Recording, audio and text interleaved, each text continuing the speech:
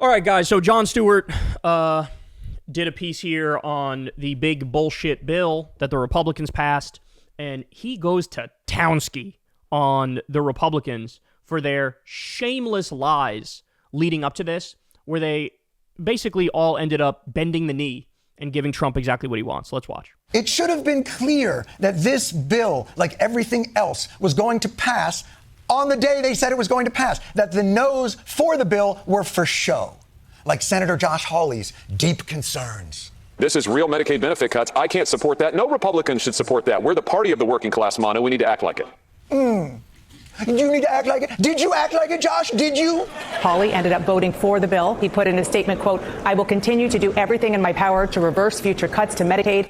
Oh, yes, future cuts. Everything in my power for future cuts, except voting no in the present. I'm so happy that Jon Stewart is doing this segment, because this is the thing that you will not mature politically until you can actually seriously wrap your mind around the idea that the entire right-wing project is built on flagrant lies. You will not be able to mature politically and really see the whole picture and really understand the truth until you realize their whole project is built on lies. As I just said, if they say they're going to do something bad, they mean it. They're going to do the bad thing. If they say they're going to do something good, they're lying. They're going to do a bad thing. That's the way it works. And here you have, you couldn't get a more passionate denunciation of Medicaid cuts than what Josh Hawley said there. But he ended up voting for the Medicaid cuts. He ended up voting for them. Now, what were the signs that maybe he wouldn't be this populist that he pretends to be? Oh, I don't know. Maybe his entire fucking track record. Maybe that. He considers himself a populist, but he's voted, he was in favor of right to work, which is anti-union stuff. He wasn't in favor of raising the minimum wage. When push came to shove and it actually came time to vote on it, he refused. So you got to go more by their record than what they say.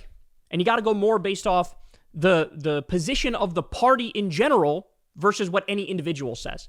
Every now and then, if somebody's a libertarian Republican, that's slightly different. Ron Paul was uniquely principled in accordance with his own ideology. Thomas Massey, same thing. But if it's not a libertarian Republican, like the whole Freedom Caucus now, there is no Freedom Caucus.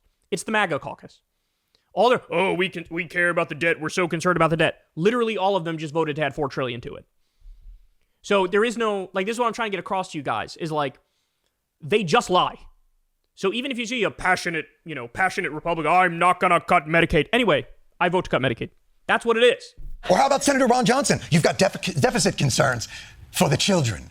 I'm concerned about my children and my grandchildren and the fact that we are stealing from them. We are stealing from our children and grandchildren, $37 trillion in debt, and we're going to add to it as Republicans? That is unacceptable. You'll never guess who accepted it. Senator Ron Johnson flipped from a no to a yes. Sorry, children and grandchildren. God, he's so good. He has not lost a step. But let's just remember, what's in this bill? It adds $4 trillion to the deficit and the debt, cuts taxes on the rich, raises it on the working class, cuts Medicaid $800 billion, kicks 17 million people off health care, raises out-of-pocket costs, reduces coverage for poor and disabled people, cuts 3 million people off SNAP, which is food stamps, cuts free school lunch, kicks millions off of Obamacare subsidies, cuts Medicare, not just Medicaid, Medicare, because it violates the pay-go rule, and that leads to an automatic sequester, which means automatic cuts to Medicare, kills wind projects and solar projects, so countless jobs that were going to be created are now no longer going to be created, increases pollution, increases oil and gas drilling on public lands, defunds Planned Parenthood, although a court just tried to block that, by the way, repeals a tax on gun silencers, blocks Medicaid, trans healthcare, massively increases ICE Gestapo funding, increases energy prices in every single state, and gives billions of dollars to the Golden Dome, which is literally just a total giveaway, complete corporate welfare, complete handout to Lockheed Martin and the military-industrial complex. It's literally just a scam thing where they're like, here, take $25 billion, do whatever you want with it. That's what that is. That's what this... There is literally no logical, coherent, reasonable argument to say, I think this bill is good for the country. Not even close. Not even close. Any other Republican who initially said, this is terrible, I'm not voting for this, and had an even dumber reason for flipping yes? Tim Burchett from Tennessee. I'm looking at your dumb ass. The president was wonderful, as always, informative, funny, told me he liked seeing me on TV. Sure, which is kind of cool. Yeah, he signed a bunch of stuff. It's cool. Well, were they cool? He signed a bunch of stuff for you? It was cool. Was that your class's first trip to Washington? He gave his M&Ms. I'll vote whatever you want me to vote for. He signed my tits. Whatever you want, I'll do it. By the way, nothing makes me distrust Donald Trump more than saying that guy is good on TV. It's all pro wrestling. The only difference between that vote and wrestling is that wrestling is fun and takes actual courage. And they didn't even get concessions to flip their vote. Only one senator apparently got meaningful concessions, and that's Lisa Murkowski of Alaska. And those concessions really wouldn't work anywhere else but Alaska. Senator Paul said that that your vote was a bailout for Alaska at the expense of the rest of the country. Oh my God. That's what Senator Paul said. This was easy. Senator, we've got the... I didn't say it, ma'am. I'm just asking for your response. That's my favorite clip ever. She stares him down, and the reporter goes, I didn't say it. I don't know. I'm just, look, I don't even like this. Look, I wanted to work in the control room, but I'm handsome. So they put me out here because they didn't want this moneymaker to go to waste. But excluding all the fake narrative shenanigans and hypocrisies and fecklessness is the central truth of this bill. Once again, it's the bullshit gospel of austerity. The gospel they preach anytime the country's finances are in shambles and out of control. Our problem isn't excess at the top, it's the sloth at the bottom. We don't pay people in this country to be lazy. If somebody's able-bodied and they can go get a job and they're living in their mom's basement playing video games, I'm sorry, you got to go get a job. Get off the couch, stop eating the Cheetos, stop buying the medical marijuana and watching television. First of all, nobody talks about my audience like that. I got news for you, John. That's not your audience anymore, homie. You and me are both aging. Like, I'm the age demographic that watches Jon Stewart. And it's no longer, like, yeah, in 2006, he could have made this joke and it made sense. But now, your demographic, we're adults doing adult shit. You know, we're not in college in the dorm room anymore. I don't think that's who his demographic is anymore. Although, I don't know, maybe some Gen Z watching. But, guys, these people hate you. They hate you. They despise you. By the way, these are the assholes who make six figures for working, what, not even half the fucking year? They raise a bunch of money from billionaire assholes, get to Washington, vote to screw over the American people, and are on vacation most of the year, and they're lecturing you about hard work? These are the same people that are voting to send tens of billions of dollars to Israel to carpet bomb more kids, and they're lecturing you? At least you're not responsible for a genocide at your job. It's this notion of like, oh, bro, if you don't have a job, you're just a bad person and you're just really lazy. It can't be that there are macroeconomic factors which lead to some people being unemployed, and even when they try to get a job, they can't get a job. Or there's also people who are underemployed and don't make enough money to survive because the economy is a fucking corrupt, rigged house of cards. It couldn't be that. Could not be that. God, they just hate you so much. And when I watch this, I particularly get furious about the fact that young men in the last election swung towards Republicans. And then, make no mistake about it, the way that they're talking here, they're referring to young men. Now, by the way, I should also say, they're lying because they're pretending like, oh, Medicaid cuts are only for the 29-year-old in his mom's basement eating Cheetos and playing video games. Like, that's who we're kicking off of Medicaid. That's a lie. They're kicking low-income people, working poor people, disabled people. They're all getting the Medicaid cuts. So that's a lie in the first place. But even if it was true that they were somehow micro-targeting, only going after the unemployed 20-something in his mom's basement and kicking them off healthcare, that is still fucking despicable. That's still despicable. That is reprobate, degenerate shit. The implication that if you happen to be a young man and happen to be unemployed, you don't deserve healthcare? So you get hit by a fucking car and you got to deal with it, suck it up, walk it off? Right? Or you should go bankrupt if you have to go to the hospital, if you need some sort of surgery? They hate you. They hate you. The laziest motherfuckers in the world, the most corrupt motherfuckers in the world, are judging you and saying you're lazy, even though you're not. Second of all, it is such a fucking lazy and wrong trope. I don't know if you've noticed, but those people smoking dope, sitting around playing video games, they're all fucking Twitch millionaires now. And it's this lazy bullshit narrative that our finances are screwed because of how comfortable we have made it for the poor. A mindset perhaps perfectly encapsulated by this human editorial cartoon, Congressman Troy Nells. Can I ask you, though, about the CBO score and the idea that 11 million, 12 million Americans may lose health insurance? I don't have any faith or confidence in the CBO. They're scoring. They're wrong half the damn time. I don't give any Now. A congressman who just voted to force people off of Medicaid and food assistance. Just smoking a fatty with both hands bandaged. From what I can only assume is a friction burn from too much celebratory masturbation. There's no other way around it. Literal comic book villains, bro. Literal comic book villains. As they're stripping healthcare away from 17 million people and kicking people, desperate people, off of food stamps to give more money to the wealthy, smoking a cigar and swatting aside the expert analysis that breaks it down. As Jon Stewart said, the idea that the waste, fraud, and abuse is at the bottom is preposterous. The top 1% dodges up to $175 billion in taxes annually. Annually. For the first time in my lifetime, in Trump's first term, you had the working class paid a higher effective tax rate as a percentage than the wealthy. All the waste, fraud, and abuse, all the grifting. I mean, we're talking about tens of billions to Israel, nearly $1 trillion to the Pentagon budget, where they can't account for 63% of their money. It's the military-industrial complex. It's the corporations. It's the billionaires.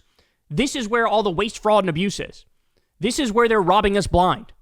It's got nothing to do with some poor single mother who has to rely on food stamps to feed her child. The problem in our country isn't the sliver of able-bodied people that are somehow coasting on the unearned medical coverage they may or may not use, but the millions and millions of people in this country who work f***ing full-time jobs and still need food and medical assistance. That's the system that's broken. Fix that system. That's so true. People don't get paid a living wage, and then they're forced to rely on Medicaid. They're forced to rely on the SNAP program. They're forced to rely on WIC. And then they cut that and think oh yeah, that'll help. It's no, they should make enough money to survive in the first place at their job. It shouldn't be controversial to say that, but to them it is. We're always gaslit into the framework of the deserving poor. And I got to tell you, the deserving poor, they have very much disappointed the deserving rich. OpenAI founder Sam Altman said he was politically homeless in a July 4th message he posted to X. Excuse me, not to be that guy. I believe the term is politically unhoused. But go on. How have the Democrats let you down? I'd rather hear from candidates about how they are going to make everyone have the stuff billionaires have instead of how they are going to eliminate billionaires. I'm going to lose it. I'm going to lose. This motherfucker feels entitled to billions of dollars. Billions of dollars. At the same time, we have 500,000 homeless people in this country, and medical bills are the number one cause of bankruptcy. But that's the pitch. Somehow it is fiscally irresponsible to build a stronger floor for everyone to stand on if it may in any way lower the already astronomical ceiling height experienced by the rare few. This bill is the most up performance review our country could ever deliver. It's the government sitting us all down and telling us where we've been irresponsible with the spending. We start with the wealthy.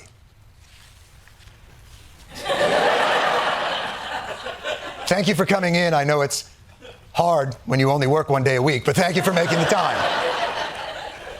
It's been a tough year, but as always, wealthy, you're killing it. In the words of a place you probably never eat at, we're loving it. And so once again, for the, I'm going to say 80th year in a row, you're getting a raise. Now, if you excuse me, I have a busy day, another review to deliver. You freeloading motherfuckers. It has come to my attention that some of you are having breakfast and lunch. Maybe you haven't heard our deficit is out of control. We need that lunch money for more important things, which reminds me. What if I gave you a tax deduction for taking a private jet to your private jet? If time permits, perhaps we could take it to that non-existent island I've heard so much about. Excuse me? Who ate the porridge that was here? Who ate the porridge? You, boy! What day is it, boy? Christmas Day? Take this doubloon, buy the biggest Christmas goose you can find, and take it to the heliport. I have a pilot. Look. Blaming migrants and the able-bodied poor is why Trump won this election. But a system where working people struggle so much is why Mamdani won his election. And for all Let's go. Let's and go. for all the people who are worried about Mamdani's socialist tendencies, guess what? He's the best case scenario because this system is not sustainable. And if this doesn't change, there's going to be more drastic action. Oh, he's spitting, bro. Yeah, Zoran Mamdani, he's the compromise person now, right? Like, he's the compromise. I don't think people on the right fully realize and have grasped how they have fully radicalized Democratic voters. Democratic voters will simply not accept some mealy-mouthed diet MAGA, middle-of-the-road bullshit like Chuck Schumer or Alyssa Slotkin. It's not happening. Zoran is just the beginning. Democratic socialism is the compromise now. It is the compromise. Because we live in a system where the bottom 80% of Americans only hold 7% of the wealth. I want you to really think about that for a second. How out of whack the system has to be for that number to be real. I want you to think about the study that just came out from the Rand Corporation, where they say about $80 trillion was redistributed from the bottom 90% to the top 1% since 1975. Think about what that really means. That means that if we just had the same wealth distribution we had in 1975, every single American would have an extra $1,100 per month. If we just had the same wealth distribution we had in 1975, that's how much the 1% has waged class warfare on everybody else. I mean, think about this. The bottom 50% only holds 2.6% of the wealth. Half the people have 2.6% of the wealth. The 3 richest billionaires have more than the bottom 50%, like 170 million people combined. And remember, of those billionaires, about 60% of them came from extreme privilege to begin with. So it's not a meritocracy. They didn't work the hardest. They're not the smartest. It's just a fucking rigged system from top to bottom in every imaginable way. So, I mean, he's spitting there. It's true, right? Like, the time for fucking around is over. The time for negotiation and bipartisanship and holding hands and singing Kumbaya and decorum, it's done. It's gone. It's over. And they're going to find out the hard way. Because what this bill does, as I say, it's societal suicide. The bill is societal suicide. And they lied their ass off as they went to pass it with Republicans. Oh, I don't want to cut Medicaid. Oh, I don't want to add to the deficit. And they shut off their brain, went home to the cult with daddy, and voted in favor of this atrocity, this monstrosity. So, buckle up. Turbulent times. And there is no more playing patty cakes. There is no more politics of old. It's new. It's edgier. It's more direct. And we can end up doing it the easy way or the hard way. We'll see which way we have to go. Hey, y'all, do me a favor and like and subscribe. It helps out big time in the algorithm. Click the bell as well for notifications when videos drop. And watch that video on screen right now.